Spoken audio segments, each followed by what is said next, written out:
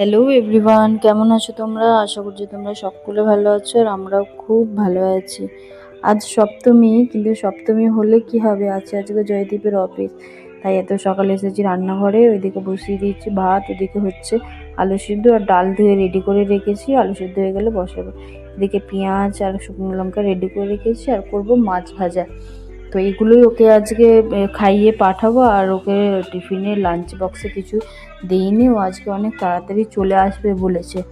তো আজকে রাতে করব ফ্রাইড রাইস আর চিলি চিকেন।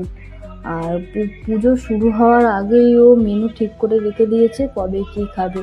তো কাল ছিল ষষ্ঠী, কাল হয়েছিল পোলাও আর চিকেন কষা, আজ হচ্ছে চিলি চিকেন আর ফ্রাইড রাইস।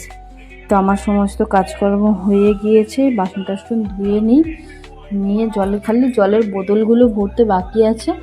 জলের বোতলগুলো ভরবো আর ওর ফিল্টারটা একটু রিফিল করবো, ব্যাস সমস্ত কাজ হয়ে গিয়েছে। আর সেরকম কিছু আমার বাকি নেই। জানেন তো, আমাদের এই ফিল্টারটা কেনার একটা গল্প আছে, সেই গল্পটা খুব মজার। তো আপনাদের সাথে শেয়ার করি।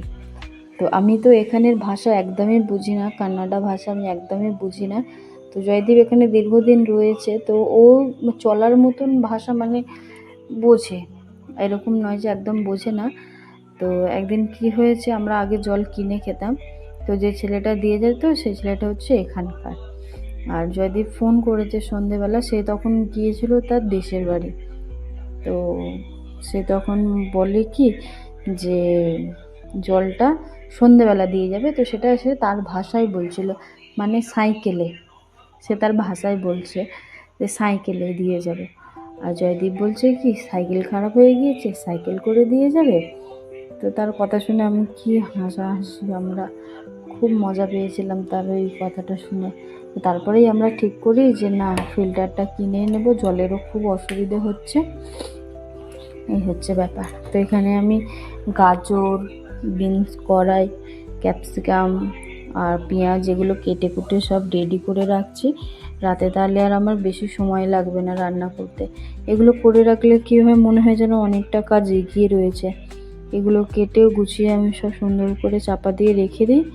আর জয়দীপ এখনও আসেনি, আসুক, আস্তে আস্তে আমার এগুলো কাটাও হয়ে যাবে।